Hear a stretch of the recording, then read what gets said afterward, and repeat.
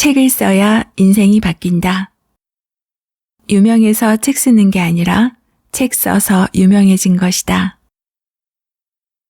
모든 것이 빠르게 변하는 시대. 평생 직장은 사라졌고 우리의 미래도 불투명하지만 큰 일을 새로 벌이기엔 두렵다. 이때 하루 30분 투자로 나만의 콘텐츠를 완성하고 새로운 파이프라인을 만드는 프레임 책 쓰기라는 기술이 있다면 어떨까? 나에게는 당연한 지식, 일상적인 업무도 다른 분야의 사람에게는 놀라운 인사이트가 된다. 이직은 두렵고 창업은 부담스러운 직장인, 나라는 브랜드를 키워나가길 꿈꾸는 사람들, 모두 이 책과 함께 한번 써봅시다. 책이 뭐라고? 안녕하세요. 미소영입니다. 오늘 소개할 책은 한번 써봅시다. 책이 뭐라고?입니다. 퍼스널 브랜딩의 시대. 이제 책 쓰기는 선택이 아닌 필수라고 강조하는 책으로 글쓰기에서 끝나는 것이 아닌 책 쓰기까지 진행하기 위해서는 프레임을 만들어서 계속 써나가는 방법을 소개하고 있습니다. 이 책의 저자인 신선수님은 회사 생활의 어려움을 극복하기 위해 독서를 시작했고 10년간 약 1000권의 책을 읽어오며 내 책을 쓰고 싶다는 마음을 키워왔는데요. 독학으로 시작한 책 쓰기에 여러 번 실패한 끝에 하루 30분의 짜투리 시간을 이용해 6개월 만에 책을 출간하는 프레임 책 쓰기 기술을 개발해냈다고 합니다. 프레임 책 쓰기란 책에 들어갈 전체적인 내용을 미리 큰 프레임, 즉 목차를 만들어 놓고 작은 프레임, 즉 꼭지의 글쓰기 구조를 만든 후 하루 30분 짜투리 시간을 투자해 글을 써나가는 방식인데요. 이렇게 쓴 글을 목차 구성에 맞추어 조립하면 한 권의 책이 완성된다고 합니다. 전업 작가가 아니어서 책 쓸 시간이 많지 않은 일반인도 이 방법을 따라하면 책 한 권을 쓸 수 있다고 합니다. 오늘은 3장 하루 30분 프레임 책 쓰기 내용 중 일반인의 책 쓰기 기술 내용을 일부 소개해 드릴게요. 혹시 책을 쓰고 싶다고 생각해 보셨던 분들은 잘 들어보세요. 그럼 프레임 책 쓰기 속으로 들어갑니다.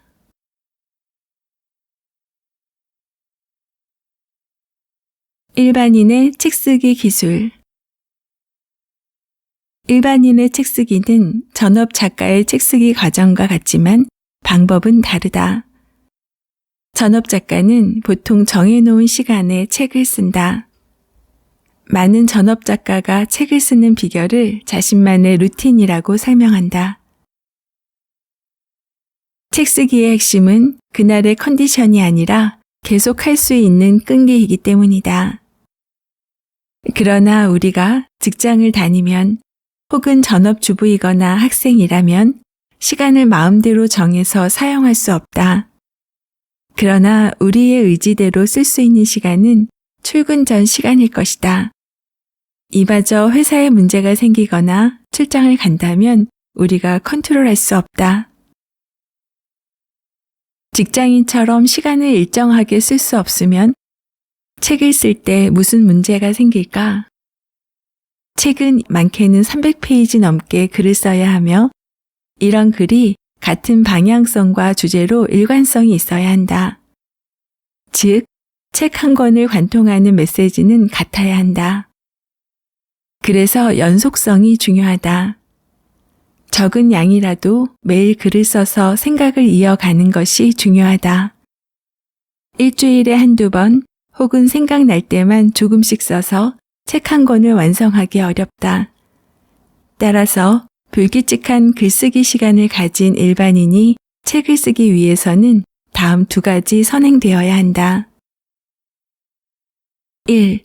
규칙적인 글쓰기 시간을 확보해야 한다. 대부분 직장인은 저녁엔 잔업, 고객과의 약속 및 인적 네트워크를 넓히는 데 시간을 써야 하므로 방해받지 않는 아침 시간을 추천한다. 규칙적인 시간은 방해받지 않는 아침이 좋지만 개개인의 성향과 특성이 다르기 때문에 각자 자신만의 시간을 확보해야 한다. 2. 흐름이 끊어졌을 때 빠르게 책 쓰기로 돌아가는 방법을 마련하자. 이 부분은 최대한 자세하게 목차를 정리함으로써 해결할 수 있다. 꼼꼼하고 탄탄하게 정리된 목차를 책 쓰기 흐름이 끊어졌을 때 내가 어느 부분에서 어떻게 쓰고 있었는지를 빠르게 찾아갈 수 있도록 도와준다. 나도 이 책을 쓰다가 흐름이 일주일 이상 끊겼는데 잘 정리된 목차가 있었고 내가 어느 장에서 무슨 내용을 어떤 의도로 쓰고 있었는지 금방 찾을 수 있었기 때문에 곧바로 다시 쓸 수 있었다. 목차 정리를 마치고 A3 크기로 인쇄한 후 늘 지니고 다니며 읽다 보면 내가 쓰고 있는 책의 전체 구성을 머릿속으로 그릴 수 있다. 그러면 글을 쓰지 못하는 공백이 발생하더라도 빠르게 방향을 잡고 다시 써나갈 수 있다. 다만 이렇게 하기 위해서는 뒤에서 설명하는 프레임 책 쓰기 방식으로 목차가 정리되어 있어야 한다. 우리는 이미 책을 쓰기 위해 필요한 기술을 모두 알고 있다. 처음 책을 쓰려고 마음을 먹었을 때 조금 막막한 것은 사실이다. 그러나 너무 걱정할 필요는 없다. 우리는 이미 책을 쓰는 데 필요한 모든 기술을 알고 있기 때문이다. 대부분의 직장인은 회사에서 보고서나 기획서 형태로 많은 글을 쓰고 있기 때문에 글쓰기의 구조를 이해하고 있다. 논리적인 글이 아니라면 회사에 받아들여지지 않기 때문이다. 거창하게 보고서 기획서가 아니더라도 우리가 만나는 고객 혹은 업무 관계자들에게 설명이나 설득을 하기 위해서 이메일을 쓰고 있을 것이다. 이런 모든 것이 책을 쓰기 위한 글쓰기 능력과 크게 다르지 않다. 그러니 자신감을 가져도 좋다. 또한 필요시에 책에 넣는 도표나 그림은 회사에서 사용하는 엑셀이나 파워포인트 정도면 모두 작성할 수 있다. 조금 더 욕심을 부린다면 이미지 등을 편집할 수 있는 포토샵 정도만 알아도 혼자서 책을 완성할 수 있다. 책을 쓰기 위해 기술을 추가로 배워야 한다는 걱정은 하지 않아도 좋다. 앞으로 소개할 프레임 책 쓰기를 따라하면 누구나 6개월 안에 책을 쓸 수 있다고 확신한다. 무엇을 쓸까? 누구나 책을 쓸 수 있지만 아무나 책을 쓸 수 있는 것은 아니다. 책을 쓰기로 마음먹은 후 가장 먼저 할 일은 무엇을 쓸지 정하는 일이다. 그러나 주제를 정하는 일은 생각보다 쉽지 않다. 누군가는 돈과 시간을 투자해 내 책을 보기 때문에 그에 상응하는 가치를 줘야 한다는 중압감 때문일 수 있고, 내가 남들보다 잘하는 것이 무엇일까 하는 고민일 수도 있고, 내가 잘하는 일에 대해서 써야 하나 아니면 내가 좋아하는 일에 대해서 써야 하나 하는 고민일 수도 있다. 책을 쓰는 목적에서 중요한 요소는 책의 판매일 것이다. 책을 많이 팔기 위해서는 대중성이 있어야 한다. 이런 관점에서 보면 주제를 어떻게 정해야 하는지가 명확해진다. 주제를 정할 때는 무조건 독자의 입장에서 생각해야 한다. 우리가 책을 읽는 이유는 여러 가지지만 대부분은 유형, 무형의 가치를 얻기 위함이다. 따라서 내가 쓰는 책의 내용이 독자에게 가치를 줄 수 있어야 좋은 책이고 많이 팔릴 가능성이 높아진다. 다음과 같은 관점에서 주제를 정하면 좋다.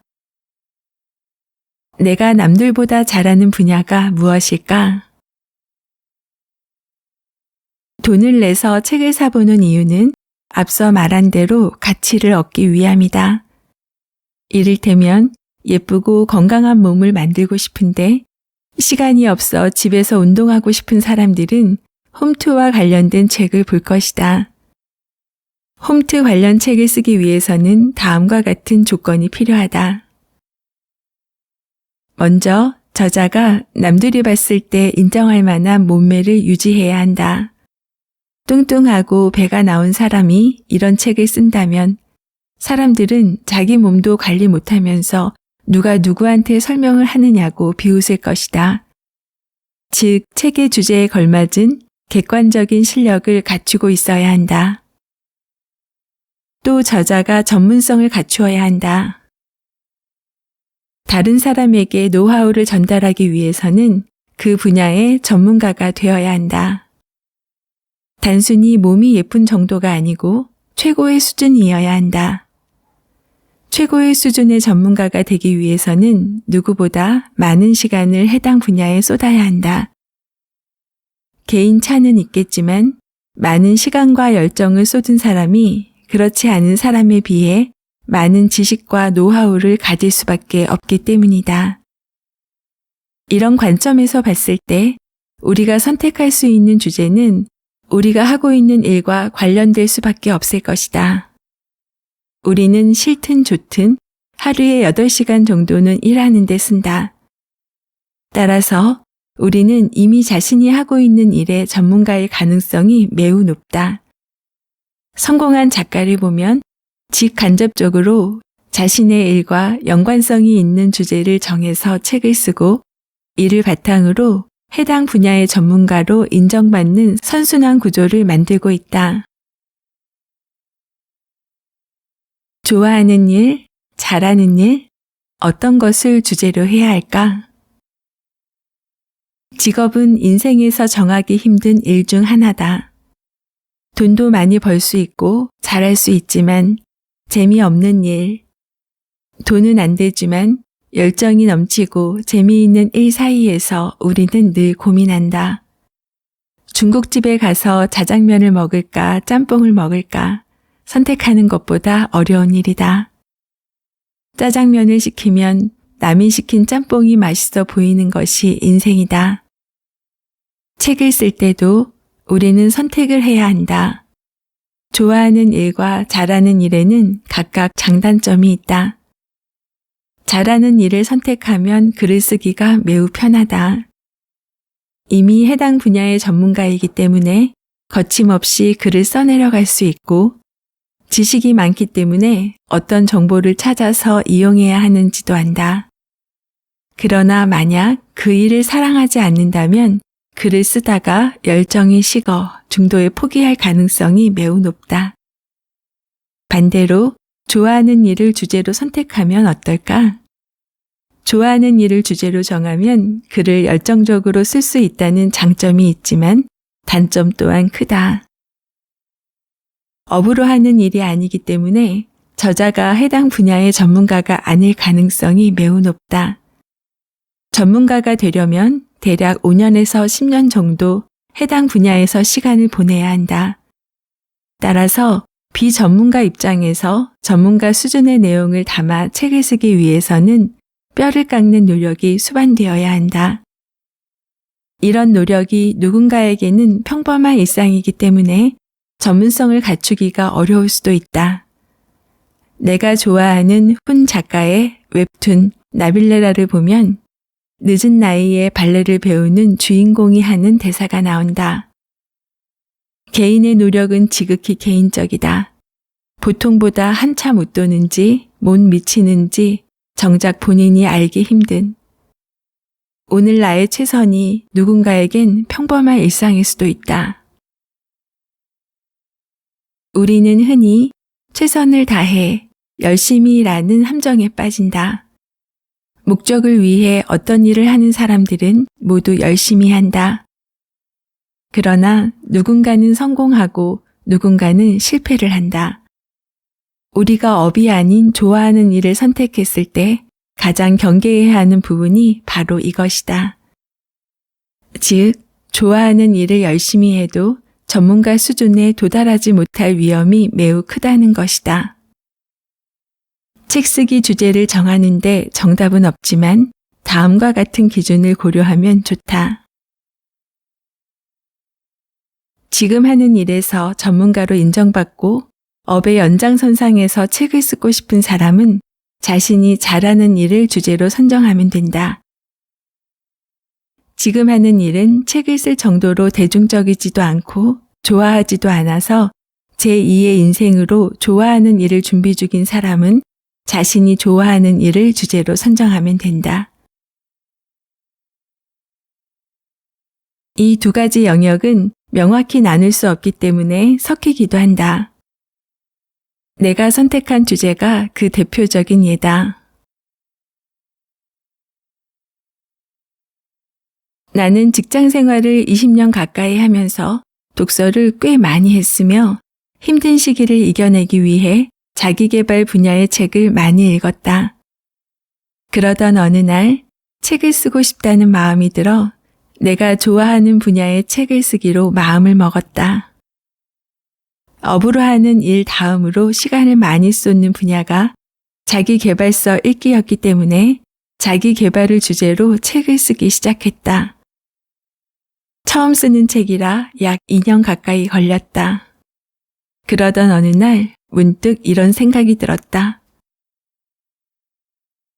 자기계발서는 성공을 꿈꾸는 사람들이 읽는데 객관적으로 내 인생을 성공했다고 말하기에는 많이 부족하다. 물론 나는 만족하면서 살고 있지만 책을 쓸 정도로 성공한 것은 아니다. 말하자면 내가 운동을 열심히 해서 균형 잡힌 몸을 가지고 있지만 숀리처럼 대중 앞에 나와 운동을 강조할 만한 몸은 아니지 않나? 이런 생각이 들기 시작하니 더 이상 책을 쓸 수 없었다. 이렇게 잘못된 주제 선정으로 나의 첫 책 쓰기는 실패로 돌아갔다. 출간되지 못하고 컴퓨터 폴더에만 존재하는 내 첫 책의 제목은 내 인생의 터닝포인트를 찾아라였다.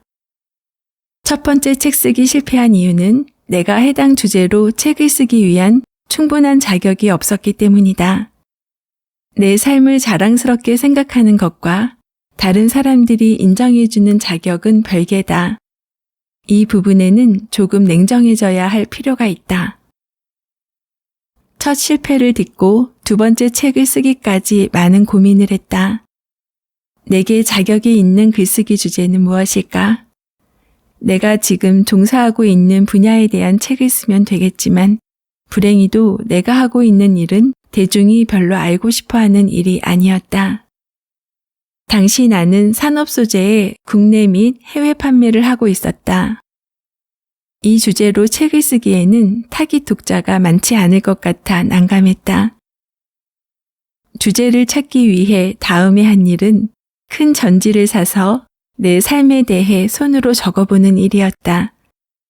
머릿속에 있는 생각을 꺼내서 종이에 적어 형상화하면 생각이 정리된다. 기업에서도 많이 활용하는 마인드맵 기법이다. 마인드맵을 작성해보니 내가 많은 시간을 쓰고 있는 일, 객관적인 전문성을 확보한 일, 다른 사람에게 가치를 줄 수 있는 일, 대중성이 있어 책의 판매로 이어질 수 있는 주제를 찾을 수 있었다. 이렇게 선정한 주제로 쓴 책이 1시간에 끝내는 영어 말하기의 모든 것이었다. 나는 다음과 같은 사고 과정으로 첫 책의 주제를 선정했다. 1. 업을 제외하고 내가 가장 시간을 많이 쏟는 일은 무엇인가? 당시 나는 해외 업무를 담당하고 있었기 때문에 부족한 영어 공부에 많은 시간을 쓰고 있었다. 해외 영업은 계약서를 작성하고 고객에게 제품을 소개하고 여러 가지 복잡한 이해관계를 영어로 설명해야 하기 때문에 생활 영어보다 높은 수준의 영어 실력이 요구되었다. 2. 다른 사람에게 전달할 가치가 있는가? 나름 영어 공부를 오랫동안 꾸준히 했지만 해외 영업을 하면서 영어가 부족하다고 느꼈고 그 중에서 가장 부족한 부분이 영어 발음이었다. 나를 포함한 대부분의 한국인은 문법 위주로 교육을 받았기 때문에 문법 실력은 대체로 양호하나 상대적으로 말하기 훈련을 많이 하지 않아 발음에 문제가 있는 경우가 많다. 체계적으로 영어 발음 공부를 해보려고 했지만 교육 과정을 찾기도 어렵고 있다고 하더라도 발음 교정 과정은 가격대가 높아 접근하기 쉽지 않았다. 따라서 나와 같은 고민을 하고 있는 사람에게 이런 노하우를 전달하면 충분히 가치가 있을 것이라고 생각했다. 3. 객관적으로 나에게 책을 쓸 자격이 있는가? 첫 번째 책 쓰기에서 실패한 경험을 했기 때문에 이 부분에서 많은 고민을 했다. 내가 한국에서 영어를 가장 잘한다고 말할 수 없기 때문에 내가 기존과 같은 영어 학습지를 써서는 안 된다고 생각했다. 한국에서 영어를 공부한 사람들이 어떻게 하면 영어를 잘 말할 수 있는지에 대한 책이 되어야 했다. 나는 영어 연수를 다녀와서 해외 영업 시 어떻게 하면 더 명확한 의사 전달을 할 수 있을지 적어도 20년 넘게 고민했고 훈련해왔다. 그리고 이를 바탕으로 지금 여러 글로벌 회사와 영어로 업무를 진행하고 있기 때문에 객관적인 자격은 확보했다고 생각했다. 영어는 원어민을 가르칠 수 있는 부분이 있고 한국 사람이 가르칠 수 있는 부분이 있다. 이런 관점에서 나도 누군가에게 영어 공부 노하우를 전달할 수 있다고 생각해서 주제를 정했다. 이처럼 마인드맵을 활용해서 자신의 인생을 돌아보고 잘하는 일, 좋아하는 일 사이에서 고민해보면 누구나 다른 사람들에게 전달할 가치가 있는 주제를 선정할 수 있다. OSMU가 가능한 주제를 선정하라. 책을 안 써도 당장 삶이 어려워지는 것은 아니기 때문에 중도에 포기하기가 매우 쉽다. 강한 동기부여와 의지가 수반되어야 한 권의 책을 출간할 수 있다. 이렇게 어렵게 출간된 책이라면 경제적으로 보상도 받을 수 있어야 하며 이런 보상은 다음 책을 집필하는 원동력이 된다. 이런 관점에서 볼 때 책 쓰기 주제는 내가 책을 쓴 것으로 끝나지 않고 추가로 활용이 가능한 주제이면 더욱 시너지 효과가 높다. 예를 들어 부동산업에 종사한다고 생각해보자. 사람들은 부동산에 관심이 높기 때문에 해당 분야의 책을 쓰면 대중성과 전문성을 확보할 수 있다. 또 책이 출간되면 해당 분야에서 더욱더 전문가로 인정받을 수 있고 이런 배경을 통해서 강연 의뢰를 받을 수도 있다. 강연을 하는 동안 녹화를 해서 유튜브나 각종 SNS에 홍보하면 책과 함께 자신의 가치를 높일 수 있다. 또한 이런 내용을 정리해서 블로그 활동을 하고 이런 블로그 활동을 기반으로 다시 강좌를 개설하고 부가 수입을 얻는다. 실제로 많은 전문가들이 이런 구조로 수익을 극대화하기도 하고 시너지를 통해 다양한 콘텐츠를 확보하기도 한다. 이런 수단으로 보면 책은 훌륭한 도구인 셈이다. 요즘은 직업이 하나인 사람보다는 다양한 일을 하는 N 잡너가 각광을 받는 시대다. 퍼스널 브랜딩을 통해 경제적 부를 이루는 사람들을 보면 유튜브, 블로그, 인스타그램, 강연 등 다양한 활동을 한다. 제한된 시간에 여러 가지 활동으로 경제적인 부를 이루는 사람들의 특징을 보면 원소스 멀티 유즈를 잘 활용한다는 것이다. 우리에게 주어진 시간은 동일한데 누군가는 많은 일을 하고 어떤 사람은 한 가지만 하기도 벅차다. 한 사람이 여러 가지 일과 활동을 하기 위해서는 매번 다른 콘텐츠를 만드는 것보다 하나를 잘 만들어 여기저기 활용하는 것이 최선이다. 부동산을 업으로 하는 사람이 낮에는 일을 하고 밤에는 취미로 그림을 그린다고 생각해보자. 그리고 그림을 바탕으로 유튜브 활동을 하고 책도 쓴다. 물론 이렇게 할 수도 있지만 시간과 노력이 분산되고 만다.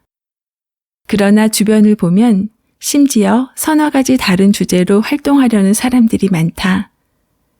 여러 가지 재능이 있어서라기보다는 어느 것 하나 선택을 못하는 것처럼 보인다. 여러 가지 일을 하면 제한된 시간으로 인해 전문성이 떨어질 수밖에 없다. 누군가에게 가치 있는 지식을 전달하기 위해서는 해당 분야에 그 누구보다 많은 시간을 쏟아부어야 한다. 한 가지도 벅찬데 서너 가지 주제의 시간을 분산해서는 그만큼 성공할 수 있는 확률이 낮아진다. 따라서 많은 시간과 노력을 들여 쓰는 책이 빛을 발하기 위해서는 OSMU, 즉 원소스 멀티유즈가 가능한 주제를 선택해야 한다. 책 쓰기 주제를 너무 어렵게 생각하지 말고 일단 큰 종이 위에 자신의 삶을 하나하나 적어보자. 그리고 좋아하는 일, 잘하는 일, 시간을 가장 많이 쓰는 일이 무엇인지 고민해보고 자신이 남들에게 인정받는 일을 바탕으로 가치를 전달할 수 있는 나만의 일이 무엇인지 찾아보자. 사소한 일이라도 상관없다. 나에게 전문성이 있고 전달할 만한 가치만 있으면 된다.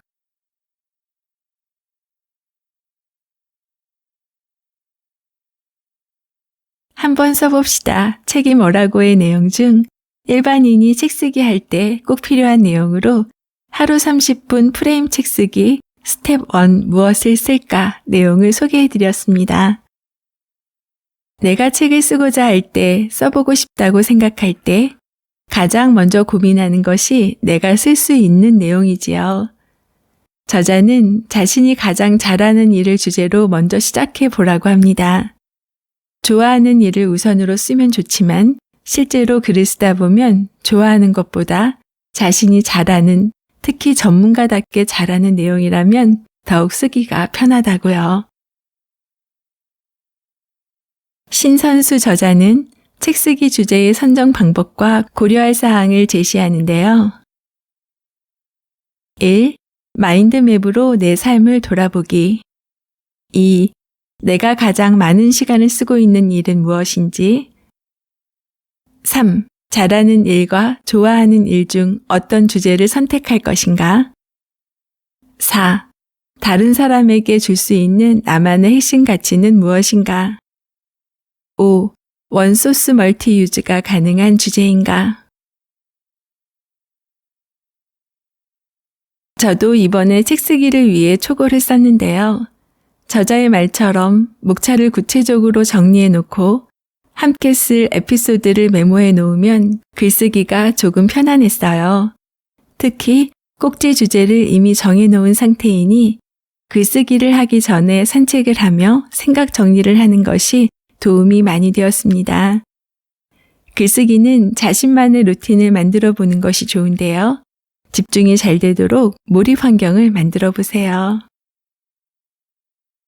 오늘 기억하고 싶은 문장은 많은 전업 작가의 책을 쓰는 비결은 자신만의 루틴이다.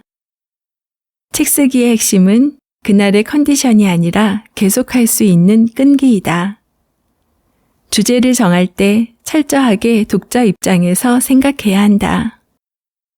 목차를 최대한 자세하게 정리한다. 제한된 시간에 여러 가지 활동으로 경제적인 부를 이루는 사람들의 특징을 보면 원소스 멀티유즈를 잘 활용한다. 지금 하는 일에서 전문가로 인정받고 업의 연장선상에서 책을 쓰고 싶은 사람은 자신이 잘하는 일로 주제를 선정한다. 하지만 제2의 인생으로 좋아하는 일을 준비 중인 사람은 자신이 좋아하는 일을 주제로 선정한다. 미소님들도 책 쓰기에 관심이 있으시다면 자신이 잘하는 것과 좋아하는 것이 무엇인지 생각해보는 시간을 가져보세요. 작가와의 만남, 그리고 다양한 이야기를 전하는 미소영입니다. 오늘도 24시간 행복하세요.